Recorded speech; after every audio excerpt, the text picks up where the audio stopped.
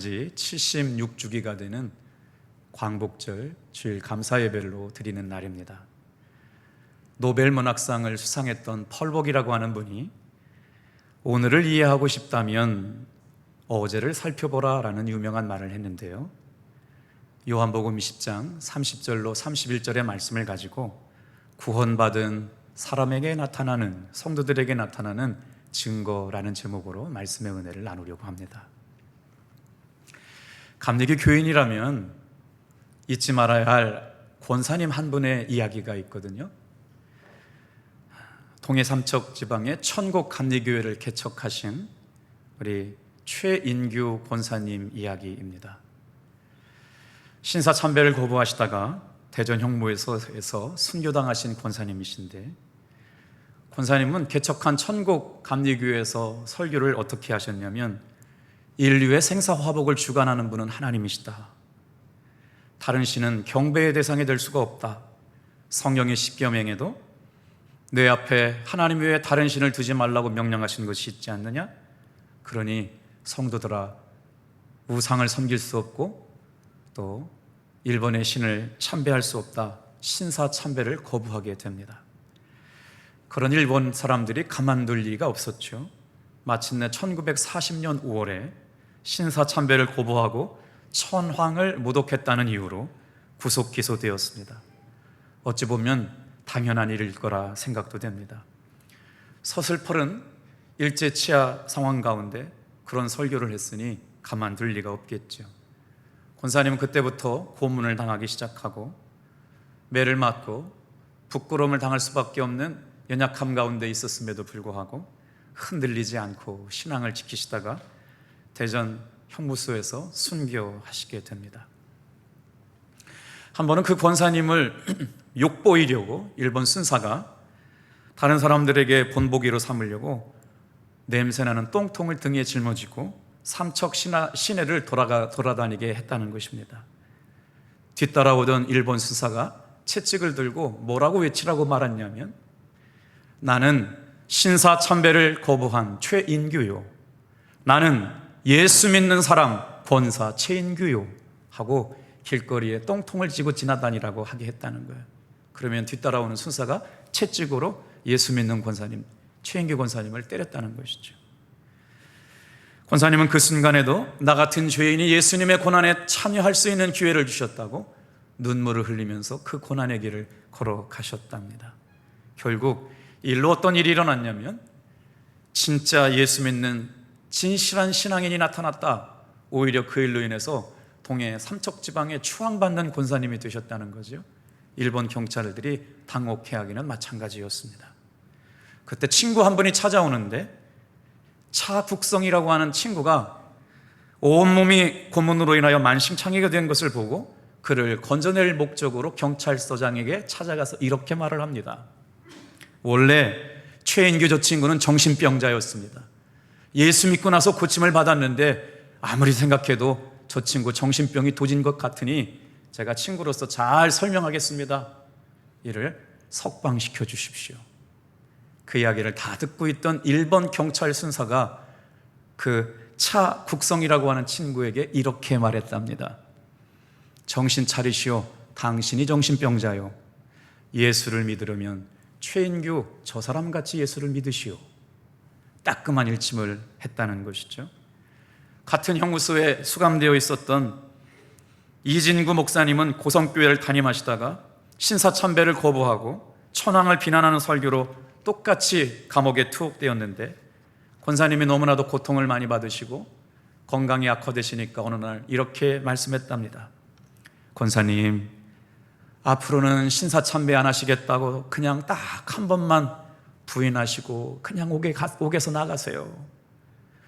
자꾸 이러시다가 여기에서 돌아가십니다. 목사님이 안타깝게 이렇게 얘기했더니 최인규 권사님이 눈을 부릅뜨고, 예수 믿는 사람이 어찌 그리 산다는 것이요, 예수 믿는 사람이 그렇게 살아 무엇하오, 이렇게 대답하면서 목사님께 화를 냈대요. 예수 믿는 사람이 그렇게 살아 무엇하오. 올곧게 신앙을 지키시다가 결국 대전 형무소에서 순교하시게 됩니다. 감옥 안에서도 사도 바울처럼 찬송 부르고 기도하면서 온갖 고문 속에서도 신앙을 잃지 않고 전도자의 삶을 살아갔다고 하니 오늘처럼 편하게 신앙생활하는 우리들에게 시사하는 바가 참 큽니다.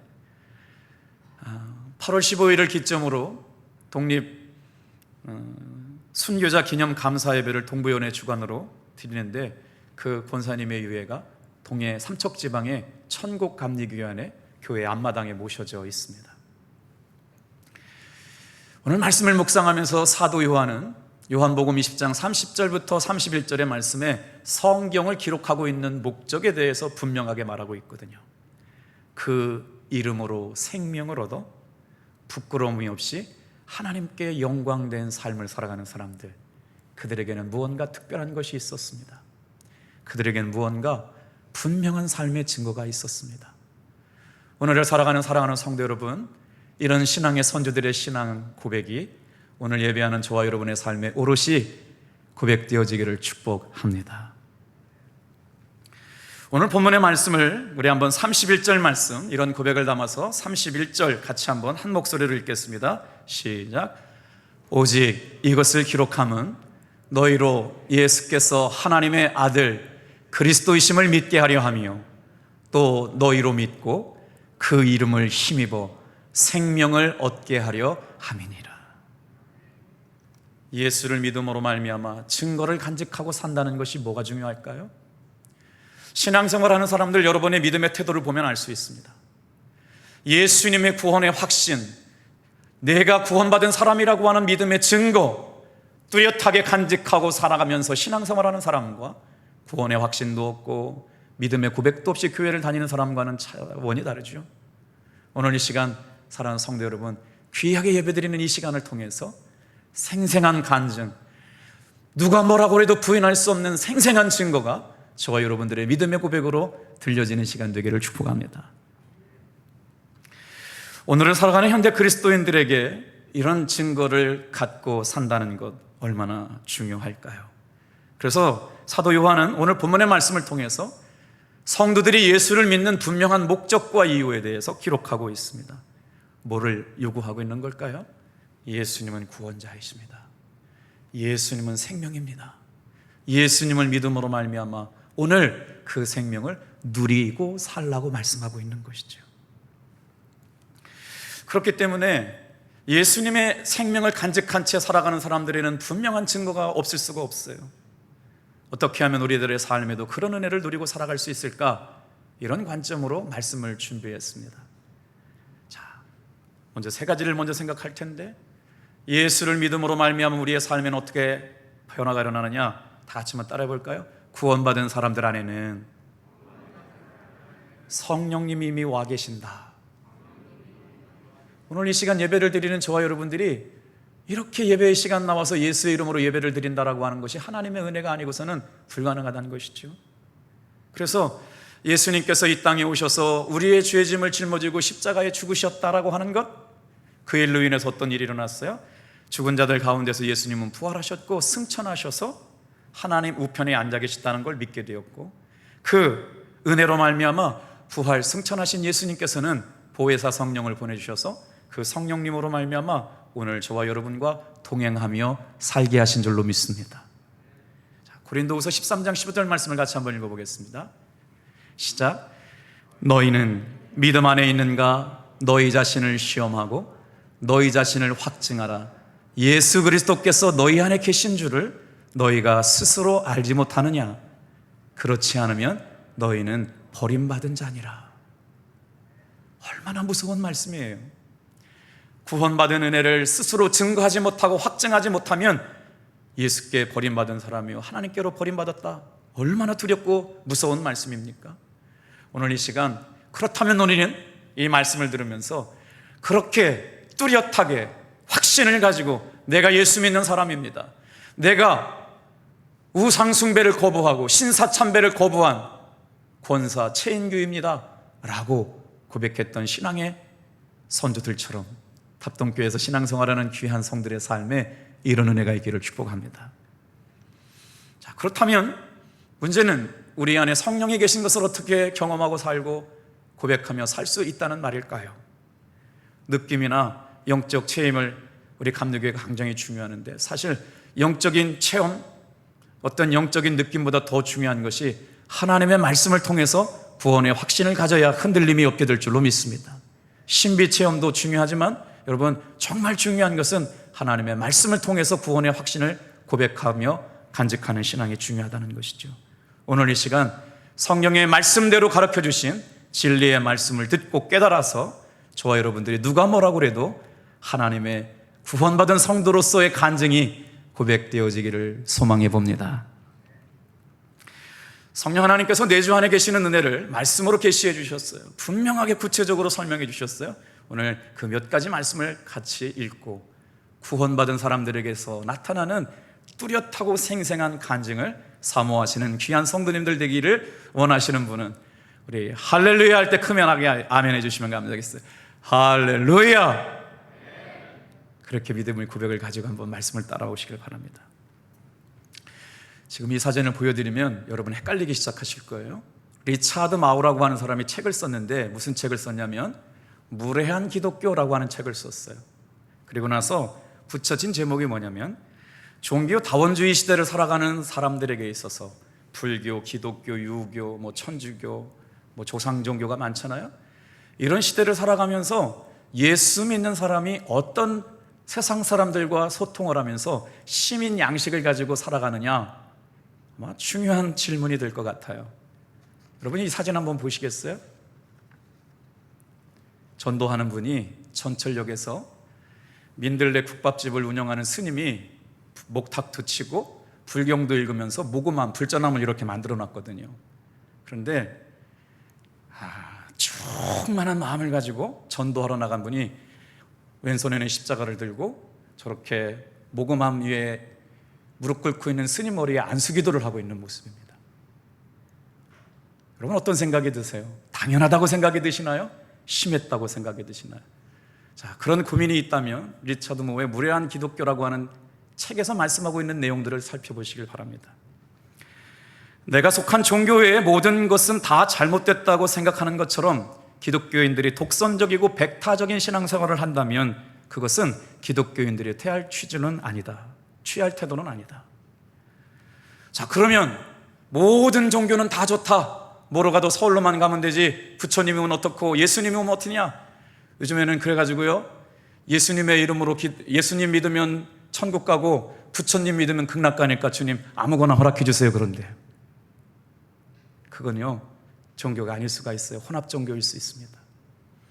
무분별한 포용주의, 이것도 좋고 저것도 좋다. 그러니 그리스도인들이 이것도 또한 받아들이는 것도 옳지 않다라고 이 책에서 얘기하고 있거든요. 그래서 다종교 문화 사회를 살아가는 그리스도인들이 어떻게 문화 시민으로서 세상과 소통하고 교제할 수 있을까를 질문하시는 책, 여러분 한번 여름 휴가 때 무례한 기독교라는 책을 한번 읽어보시면 좋을 것 같아요. 사실 이런 일은 멀리서 있는 일이 아닙니다. 우리 가정 안에서도 일어나는 일인데, 최근에 집사님 부부가 제 방에 와서 신앙 상담을 하셨어요. 예를 들면 이런 내용입니다.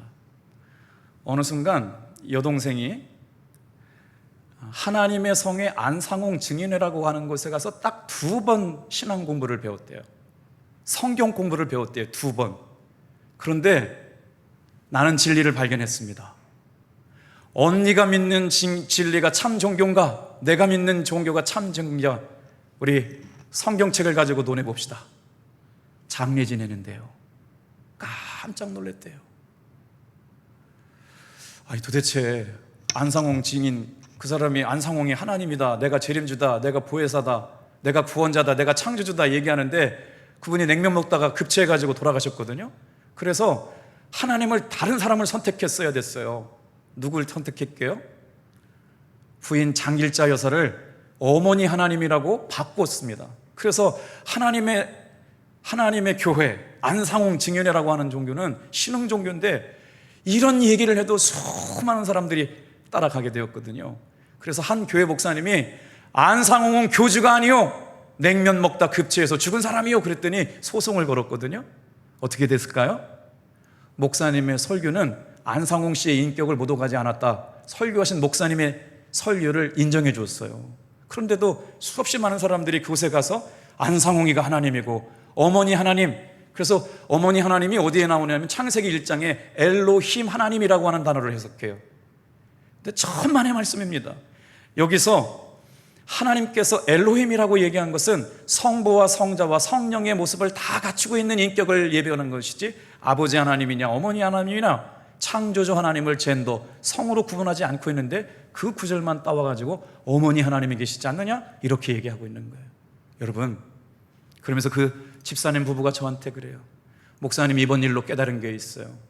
신앙이라고 하는 것, 구원이라고 하는 것은 혈과 육의 문제가 아니라 영적 싸움의 문제인 줄 알고, 이번 제자훈련을 통해서 더 믿음으로 말씀으로 기도하고 내가 믿는 신앙에 대한 뚜렷한 증거뿐만 아니라 설명할 수 있는 사람이 되어야 되겠다고 고백하는 걸 통해서, 여러분, 우리가 언제 이렇게 자신의 신앙을 고백하고 담대하게 말할 수 있는 기회를 만들어 본 적이 있습니까?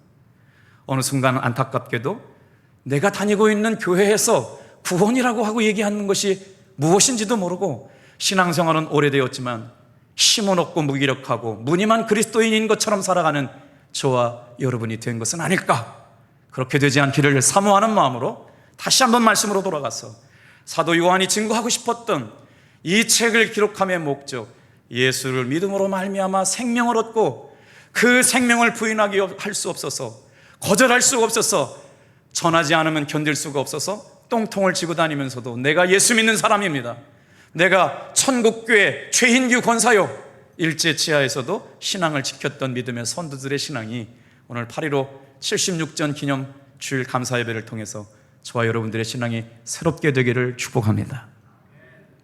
그럼 여러분 어떠세요? 여러분은 구원의 확신과 구원의 증거를 튼튼하게 흔들림이 없고 붙잡고 살아계시는지, 자, 말씀을 보면서 몇 가지를 생각해 보려고 그러는데, 성경에 구원의 확신이 흔들리지 않는 사람들, 생생한 구원의 증거가 있는 사람들을 성경 말씀에 적어 놓으셨더라고요.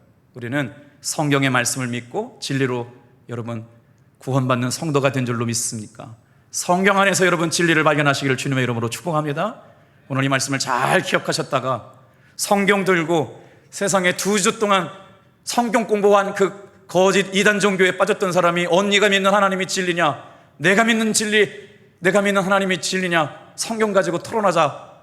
여러분 무서워하지 말고 담대하게 여러분 참된 진리가 어떤 증거와 생생한 은혜가 있는지 고백할 수 있기를 소망해 봅니다.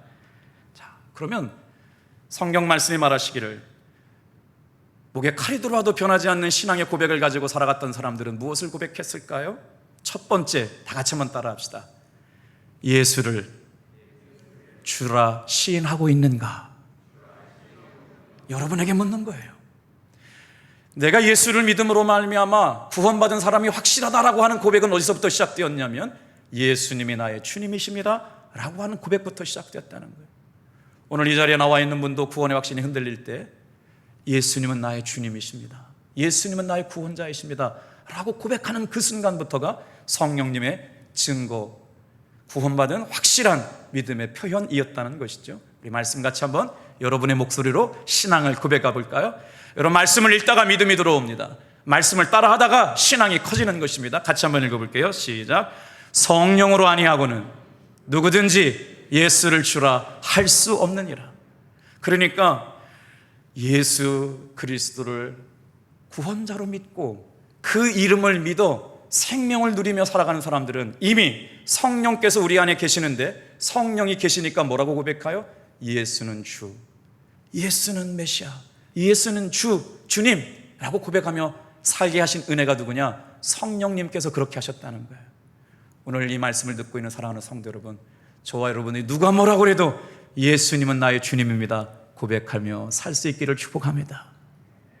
두 번째, 구원의 확신을 가지고 성령의 내적 증거를 간직한 사람들은 뭐라고 얘기했느냐? 다 같이만 따라합시다. 하나님을 아버지라 부르기 시작했습니다. 그래요. 예수님을 주라고 고백한 사람들이 하나님을 아버지라고 고백하며 살았다는 것이죠. 얼마나 감사해요. 하나님 아버지. 성령님이 계시지 않다면 누구도 예수님을 주라고 고백할 수 없게 되었으며, 성령님께서 내주하신 사람은 분명하게 고백하고 살았는데 하나님을 아버지라고 부르고 살기 시작했다는 것입니다. 로마서 8장 15절 16절 같이 읽을게요. 시작. 너희는 다시 무소하는 종의 영을 받지 아니하고 양자의 영을 받았으므로 우리가 아빠 아버지라 부르짖느니라. 성령이 친히 우리의 영과 더불어 우리가 하나님의 자녀인 것을 증언하시나니. 오늘 이 시간 여러분 흔들리지 않게 되길 바랍니다. 성령님께서 내가 구원받은 하나님의 자녀라고 여러분 증거하고 계신 줄 믿으시길 바랍니다. 여러분 무엇 가지고 확신할 수 있어요? 체험과 신비가 분명합니다만 체험과 신비가 흔들리지 않는 것은 말씀의 근거를 가지고 믿으시길 바랍니다. 성령님께서 이 시간 하나님을 아버지라고 부르는 사람들에게 성령을 보내주셔서 주의 자녀가 되게 하셨습니다. 자녀가 되신 사람들을 끝까지 책임지시고 보호하여 주실 줄로 믿습니다. 그런 사람들이 이제 고백이 달라져 가기 시작합니다. 무엇으로 고백해요? 성령님께서 내 안에 계시는 것 주님이라고 고백하고 아버지라고 고백하는 사람들에게 여러분 그때부터 중요해요. 이 구원의 확신을 간직하고 살아가는 신앙 안에 어떤 것들이 임하느냐? 그냥 교회만 다니는 신앙하고 이렇게 뚜렷한 구원의 확신과 증거를 가지고 하는 사람들의 신앙의 모습은 달랐습니다. 왜냐하면 그 믿음 위에 은혜가 임하기 시작합니다. 오늘 이 귀한 예배 시간을 통하여 예배하는 한 가지 이유는 하나님께서 매 시간마다 매 예배 시간마다 부어주실 은혜가 있기 때문에 저와 여러분을 불러주신 줄로 믿습니다. 요즘 목사님들과 말씀을 나누다가 너무 마음이 아픈 게 교회마다 암 환자들이 그렇게 늘어나고 있대요. 만납교회도 그렇고 주문진 감리교회도 그렇고 왜 그렇게 교회 안에 좀 암 환자들이 많이 늘어나고 있는지 몰라서 목사님들이 정말 기도하고 있대요. 오늘 우리 사랑하는 성도 여러분, 하나님을 아버지라고 부르는 사람들 가운데는 사는 것도 죽는 것도 다 주께 있음으로 말미암아 여러분 흔들리지 않고 오늘 하루를 감사함으로 넉넉히 이겨나가는 것은 나의 삶이 주께 있다고 고백하는 사람들인 줄로 믿습니다. 그래서 구원의 확신과 구원의 증거를 가지고 가는 사람과 그런 믿음이 없이 신앙생활하는 사람과 눈빛이 달라요. 예배하는 태도가 다릅니다. 찬양하는 모습이 다릅니다. 신앙생활하는 모습이 다릅니다. 왜? 예수의 생명을 간직함으로 말미암아. 이런 사람들에게 어떤 은혜가 나타난다고요? 하나님이 베풀어 주시는 은혜가 시작됩니다. 오늘 이 예배의 시간이 그런 은혜를 경험하는 시간 되기를 축복합니다. 둘째 아이가 영어를 공부한다고 서울로 학원을 다니고 있어요. 꿈이 있어가지고 토플을 공부하고 있는데 서울에 집이 없다 보니까 잘하는 언니가 자기 집에서 잘하고 2주 동안 잠을 재워줬는데 세상에 도착하기 20분 전에 전화가 왔대요. 체리나, 언니가 콧물이 나고 설사가 나고 고열이 나는데 아무리 생각해도 코로나 같아. 그런데 올 수 있겠니? 이제 집 바로 20분이면 도착하는데 할 수 없이 집에 가서 전화 왔어. 아빠 이런데 나는 어떡하면 좋아요? 그때 제가 단호하게 얘기했습니다. 사랑하는 딸아, 너는 절대로 교회로 돌아오지 말아라. 날 때까지는 절대로 우리 집에 한 발짝도 들어올 수가 없느니라. 그러면 아빠 나 어떡해요? 그건 네가 알아서 해라. 하나님은 너와 함께 하실 것이다. 분명히 너를 사랑하시기 때문에 은혜 베풀어 주실 것이다. 그리고 저는요 새벽에 나와서 기도했어요. 아마 그날 제 기도가 간절하게 좀 뜨거웠을까요? 하나님 이거 큰일 났어요. 다른 사람도 아니고 목사 딸이 코로나 걸려가지고 우리 교회 감염되면 어떻게 해요? 주님 한 번만 도와주세요. 할렐루야. 은혜를 베풀어 주셔서 그 아이가 병원에 가서 아침에 검사를 받고 나니까 4시에서 결과를 나왔는데요, 세상에 장염이랍니다.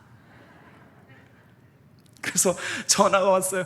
아버지, 언니 장염이래요. 저 이제 집에 가도 돼요. 사랑하는 내 딸아 어서 오너라. 내가 너를 기다리고 있었다. 너를 기다리고 있는 문은 환하게 열려있다. 사랑하는 성도 여러분, 하나님께서 예배하는 저와 여러분들에게 은혜 베풀어 주시려고 불러주신 줄로 믿습니다. 성령님은 우리를 중생하게 하실 뿐만 아니라 거듭나게 하시고 하나님에 대하여 살아있는 믿음의 사람이 하나님의 주시는 은혜를 맛보며 삽니다. 여러분 예배가 지루하십니까? 오늘 하나님께서 선물을 주시겠다고 말씀하시고 하나님께서 은혜를 주시겠다고 말씀하시는데 예배 시간에 졸리십니까? 아니요. 어떻게 하면 하나님께서 나에게 그 은혜 주실까? 내 삶에 경험할 수 없는 풍성한 은혜를 맛보며 살아갈 수 있을까? 매 주일마다 이런 기대를 가지고 은혜의 보좌 앞에 나오는 여러분 되길 축복합니다. 고린도전서 2장 12절 말씀 좀 사모하면서 크게 읽어볼까요? 시작. 우리가 세상의 영을 받지 아니하고 오직 하나님으로부터 온 영을 받았으니 이는 우리로 하여금 하나님께서 우리에게 은혜로 주신 것들을 알게 하려 하시며, 성령의 은혜가 내 안에 간직되어져 있는 사람, 성령의 은혜를 내주하심을 믿으며 살아가는 사람들은 하나님께서 우리에게 은혜로 주신 것들을 알게 하신다는 거예요. 여러분, 하나님이 우리에게 베풀어 주신 은혜가 얼마나 많은데 깨닫지 못한 것은 바로 뭐냐? 성령께서 세상의 영을 받지 않고 살아가는 우리들에게 오직 하나님으로부터 온 것들을 깨달아 우리에게 주신 은혜를 생각나게 하신다는 것입니다. 저와 여러분들이 되돌아보면 되돌아볼 때마다 이런 은혜의 간증이 넘쳐나기를 축복합니다. 네 번째, 성령의 충만한 내주하심을 통하여 내가 구원받은 성도인 것을 증거하며 살았던 사람들의 증거의 모습. 네 번째, 다 같이 한번 따라해 볼까요? 사랑의 마음이 일어나고 있는가? 여러분, 기독교 신앙의 핵심이 뭘까요? 예수님의 사랑, 하나님의 사랑, 변함이 없으시고 포기를 모르시고 끝까지 사랑하시는 그 사랑. 오늘 우리가 예수님을 믿은 것이 확신하고 예수님이 구주가 되심이 확신하고 성령께서 내 안에 계신 것이 확신한 사람들의 삶의 변화 가운데 뭐가 일어나느냐? 그들의 마음속에 사랑의 마음이 일어났다는 거예요. 왜냐하면 우리 안에 계시는 성령님은 사랑과 용서의 영이시기 때문에. 요한일서 4장 12절 13절 그 마음을 사모하는 마음으로 같이 읽겠습니다. 시작. 어느 때나 하나님을 본 사람이 없을 때 만일 우리가 서로 사랑하면 하나님이 우리 안에 거하시고 그의 사랑이 우리 안에 온전히 이루어지느니라. 여러분, 성령님은 사랑의 영이래요. 성령님은 용서의 영이래요. 그래서 예수 믿고 살아가는 사람들의 삶은 어떤 일이 일어나느냐? 용서가 일어납니다. 놀랍게도 그 마음속에 사랑의 마음이 간직해져 가지고 긍휼히 여기고 불쌍히 여기는 마음이 생각나서 선한 일을 하고 싶은 마음들이 생겨나게 되는 것이죠. 다섯 번째, 이런 구체적인 증거를 가지고 살아가는 사람들에게 어떤 일이 일어나느냐? 다 같이 한번 읽어보실까요? 시작. 성령님이 하시는 탄식과 근심을 느끼며 살아가느냐? 여러분, 진짜 예수를 믿는 사람은요, 말씀에 찔림을 받습니다. 주일날 한번 예배를 안 나가도 찔림을 받습니다. 신앙생활에 게으름만 탐타도 1시간씩 기도하고 말씀 10장씩 20장씩 읽던 사람이 성경 읽지 않고 기도하지 않으면 성령께서 탄식하고 근심하는 생각들을 금방금방 깨닫기 때문에 금방 회개하고 돌아오죠. 근데 무디어진 사람은 죄인 줄 모르고 금방 물들어가기 시작하는 것이죠. 성령님의 구체적인 증거와 은혜를 간직하며 예수님의 은혜와 사랑을 확신하며 살아가는 사람들에게는 부인할 수 없는 증거가 있었는데, 성령님이 찌르시고 근심하게 하시고 탄식하는 것들을 느끼며 신앙생활한다는 것이죠. 하나님의 뜻대로 살지 못했거나 성도가 죄악 가운데 있는 거예요. 강원도에서 목회할 때 젊은 집사님이 뉴질랜드 유학을 다 다녀왔고요, 고모님은 감리교회에서 큰 일 하시는 분이었어요. 명절 때마다 호텔 선물을 가져오고 노트북을 선물하고, 교회 안에서만 그 두 부부를 보면요, 김석기 목사를 위해서 정말 목숨까지도 내놓을 것 같은 신실하고 진실한 집사님 부부였거든요. 그런데 강원랜드에서 직장 생활을 마치면 금요일 날은 사설 도박장에 가가지고요, 밤새 부어라 마시라 술을 먹고 토요일 날 아침에 보면 버스 정거장에서 집사님이 드러누워서 자고 있는 거예요. 한두 번이 아닌 거죠. 몇 번을 얘기했는데 바뀌지가 않더라고요. 여러분, 이때 성령님께서 집사가 그러면 되냐? 믿음의 사람이 그러느냐? 성령께서 근심하는 일들이 있었다면 멈출 수 있었겠지만 멈추지 못한 것으로 인해서 비참한 삶의 열매를 간직하는 걸 보고 있어요. 사랑하는 성도 여러분, 성령님의 생생한 증거가 있는 것, 근심하심과 탄식함을 느꼈다면 멈추시길 바랍니다. 죄에서 떠나가시길 바랍니다. 하나님이 기뻐하시지 않는 자리에 올려있지 않기를 바랍니다. 할렐루야. 그래요. 분명한 증거를 간직하고 있는 사람은 탄식과 근심을 느끼며 살아가는 것이죠. 자, 에베소서 4장 30절 같이 읽어보겠습니다. 시작. 하나님이 성령을 근심하게 하지 말라. 그 안에서 너희가 구원의 날까지 인치심을 받았느니라. 무슨 말인 줄 아세요?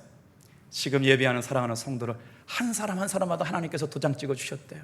너 하나님의 사람아, 너 하나님의 사람아, 너 하나님의 사람아, 다 성령의 불도장을 찍어 주신 거예요. 오늘 여러분 이렇게 성경 말씀에 구체적이고 생생한 말씀을 여러분 믿으시고 구원의 확신함을 가지고 담대하게 증거하며 사시길 바랍니다. 그러면 성령님이 내주하시는 증거를 구체적으로 간직하는 사람들은 어떤 일들이 생겨나느냐? 여섯 번째, 하나님의 일을 하고 싶은 소원이 있다는 거예요. 오늘 이 말씀을 들으면서 그래, 나도 주님이 기뻐하시는 일을 해야지 라고 하는 분이 있다면 여러분 잘 들어보세요. 중고등학교 교사 선생님이 필요합니다. 다음 세대를 예수님의 심장 가지고 사랑하고 섬길 수 있는 주일학교 교사 선생님이 지금 필요해요. 하나님께서 성령에 충만한 사람들에게 여러분 말씀을 맡겨주시고 영혼을 맡겨주십니다. 그래서 하나님이 하시는 일을 하고 싶어지는 거예요. 찬양하고 싶고 섬기고 싶고 차량 운행하고 싶고 은혜 받는 자리에 참여하고 싶고 어떻게든지 하나님이 기뻐하시는 일에 동참하고 싶은 하나님의 소원을 간직하며 살아갑니다. 빌립보서 2장 13절 말씀 읽어볼까요? 시작. 너희 안에서 행하시는 이는 하나님이시니 자기의 기쁘신 뜻을 위하여 너희에게 소원을 두고 행하게 하시나니. 성령 하나님께서 하나님의 뜻을 위하여 우리 마음속에 소원을 두고 행하게 하십니다. 여러분 순종하면 복이 있는 줄 믿으시길 바랍니다. 코로나 사람 가운데 석장님, 부석장으로 고생하시고 교사로 순종해 주신 여러분, 제가 OK 24년 하면서 깨달은 게 있어요. 여러분 순종하면 하나님은 반드시 은혜와 복으로 갚아주시는 분 믿으시길 바랍니다. 마지막으로 성령의 충만한 내적 증거가 있는 성도들에게는 이런 모습이 나타났습니다. 전도할 마음이 생기는 거예요. 전도는 하나님이 가장 기뻐하시는 일입니다. 그래서 성령님이 내주하셔서 내가 받은 은혜, 내가 받은 진리, 내가 받은 사랑을 고백하지 않고 살아갈 수 없게 되어서 담대하게 복음을 전하기 시작하는데, 마태복음 10장 19절 20절 말씀 크게 한번 읽어볼까요? 시작. 시작. 그때 너희에게 할 말을 주시리니 말하는 이는 너희가 아니라 너희 속에 말씀하시는 이는 곧 너희 아버지 성령이시니라. 나 입술이 부족하고 연약해서 전도 못한다고 얘기하지 마세요. 전도하려고 마음 먹으면 전도할 사람을 붙여주시고 영혼을 이겨오시게 할 줄로 믿습니다. 자, 이제 이 말씀을 한 주간 동안 혼자 골방에 들어가서 기도하시고 체크해 보시면서 나는 이 말씀 가운데 얼마나 예라고 대답할 수 있는지, 아니요라고 대답하는지 구원의 확신의 척도를 한번 살펴보세요. 혼자 하시고 속회로 모일 때 다시 한번 은혜를 나눠보시길 바랍니다. 성령이 내 안에 계시고 구원받은 것을 확실하게 고백하며 살았던 사람들의 믿음의 고백, 예수를 주로 고백한 사람들, 하나님을 아버지라고 고백한 사람들, 하나님의 은혜를 경험하고 살아가는 사람들, 사랑의 마음이 불릴 때 일어나는 사람들, 성령의 근심을 깨닫고 신앙생활하는 사람들, 하나님의 일을 하고 싶은 소원, 전도할 마음이 있는 그런 생생한 증거가 있기를 주님의 이름으로 축복합니다. 오늘이 독립 76주년이잖아요. 그래서 최근에 신문들을 보니까 대한민국에 대한 여러 가지 기사들을 앞다투어서 보고하고 있는데, 특별히 일본과 함께 비교하고 분석하는 기사들이 나오고 있는데, 한번 표 하나 좀 보여주시겠어요? 12일 날, 지난 8월 12일 날 머니투데이라고 하는 신문에서 1990년 이후에 한일 경제, 경쟁력, 국가 경쟁력을 조사해서 비교 분석 결과를 보고했습니다. 무슨 말씀이냐면 1995년에는 세계 경제 국가 경쟁력이 일본이 4위였어요. 대한민국은 26위였습니다. 30년 가까이 지나가지고 2020년 조사했거든요. 최근 조사인데 어떻게 되느냐?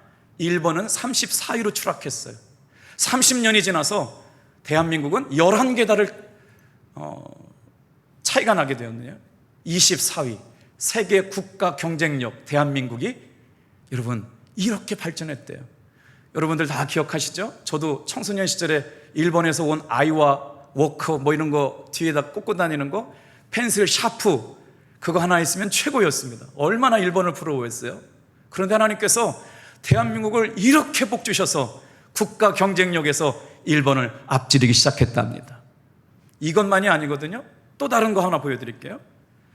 자, 이게 무슨 거냐면 이 국가를 신용 등급을 평가하는 무디스라고 하는 회사하고 S&P라고 하는 것과 피치라고 하는 세계적인 국가 신용 등급을 평가하는 회사에서 분석을 한 거예요.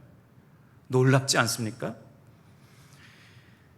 1인당 국내 총생산이 일본을 초월했다고 발표한 건데, 조사 국가가 몇 개국이었냐면 64개국 중에 1995년 대한민국이 26위, 일본이 4위였어요. 그런데 지금은 대한민국이 23위였고 일본이 31위에 위치했는데, 이 일로 인해서 대한민국의 국가 신뢰도가 어떻게 바뀌었느냐는 것을 보여주고 있는 거예요.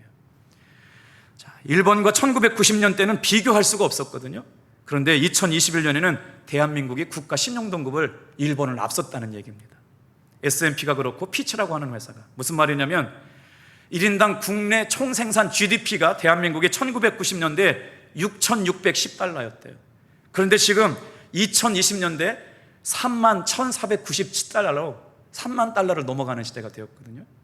그러니까 1990년대는 우리 대한민국 삶의 수준이 일본의 25%밖에 못 따라가게 되었는데 2021년이 되어가지고 어떻게 됐냐면요, 일본의 80% 정도까지 따라왔대요. 대단한 거 아닙니까?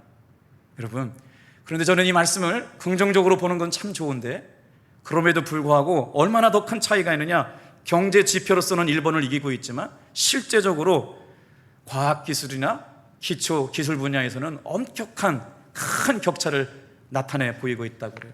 제가 오늘 이 말씀을 좀 드리고 싶었어요. 일본에서 세계적인 기업가 3명이 나왔습니다. 첫 번째는 마쓰시다 고노스케라고 하는 사람인데, 마쓰시다 전기를 창업한 사람이고요. 두 번째는 일본의 3대 기업자를 말씀하는 거예요. 혼다 소이치로가 하는 사람이에요. 보시잖아요. 지금 대기업, 세계적인 대기업 회장이 지금 드릴로 뭘 만들고 있어요. 혼다 자동차를 창업한 사람입니다. 세 번째, 제가 지금 말씀을 드리고 싶은 사람은 이나모리 가지오라고 하는 사람인데, 세계적인 교세라라고 하는 기업을 창업한 사람입니다.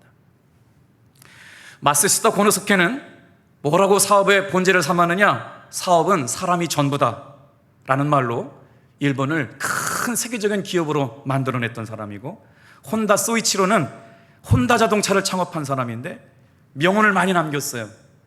도전하고 실패하는 것을 두려워하지 말고 아무것도 하지 않는 것을 두려워해라, 이런 명언을 남겼거든요. 제가 지금 말씀을 드리려고 하는 사람은, 자, 교세라라고 하는 기업을 만든 이나모리 가즈오라고 하는 사람의 이야기를 들려보려고 그래요. 일본 사람 다 나쁜 게 아니고 세계적인 기업을 만든 저 사람의 가치관, 철학이 무엇이었길래, 이분이요 159개국에서 자회사만 5만 8천여 개 직원을 두고 있습니다. 놀랍게도 그가 맡은 회사는 해마다 27%의 매출 성장률을 보였어요. 근데 65세 과감하게 은퇴합니다. 사람들이 그냥 내버려두지 않았죠. 그래서 마쓰시다 고노스케와 혼다 소이치로, 이나모로 가지오가 일본 경제에 가장 존경받는 3대 기업가인데, 그 중에 경영의 신이라고 추앙받는 사람은 이나모로 가지오였어요. 왜 그랬을까요? 그 얘기가 우리가 배워야 할 것점이 있을 것 같아서 말씀을 드려요. 이 사람이 은퇴했는데, 그때 당시 1990년 일본 경제 규모가 버블 경제 때문에 다운되고 있었을 때 자리라고 하는 일본 공항이 문 닫게 되었어요. 부도 위기에 있을 때 이나모리 가지오를 불러다가 그 자리 일본 공항을 살려냅니다. 놀라운 역사였어요. 다 붕괴되고 있을 때 이렇게 살려내고 나니까 사람들이 물었죠.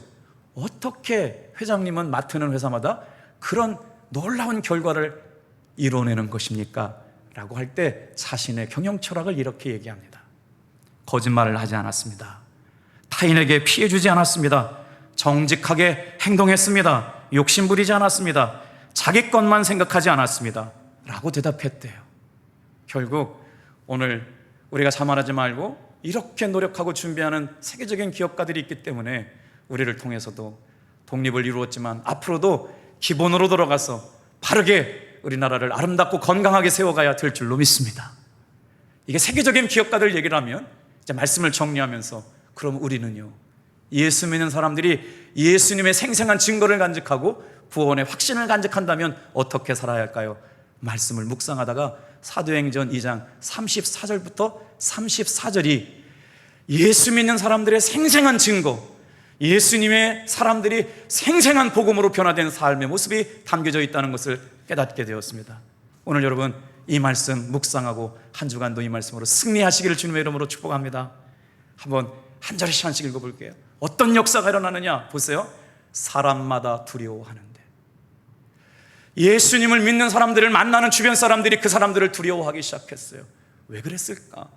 증거가 있었기 때문이고 능력이 있었기 때문이고 다른 것이 있었어요. 어떤 것이요? 사도들로 말미암아 기사와 표적이 나타납니다. 오늘 사랑하는 성도 여러분, 세우신 종이 부족하지만 여러분이 함께 기도하시면 하나님이 우리 교회를 통하여 역사하시고 일할 줄로 믿습니다. 사도들을 통하여 사람들이 두려워해요. 예수 믿는 사람들이 너무나도 생생하고 구체적인 증거 때문에 사람들이 두려워하는데 기사와 표적이 나타나요. 성도들은 어떻게 했다고요? 믿는 사람이 다 함께 있어 모든 물건을 서로 통용합니다. 같이 한번 읽어볼게요. 시작. 또 재산과 소유를 팔아 각 사람의 필요를 나눠주기 시작해요.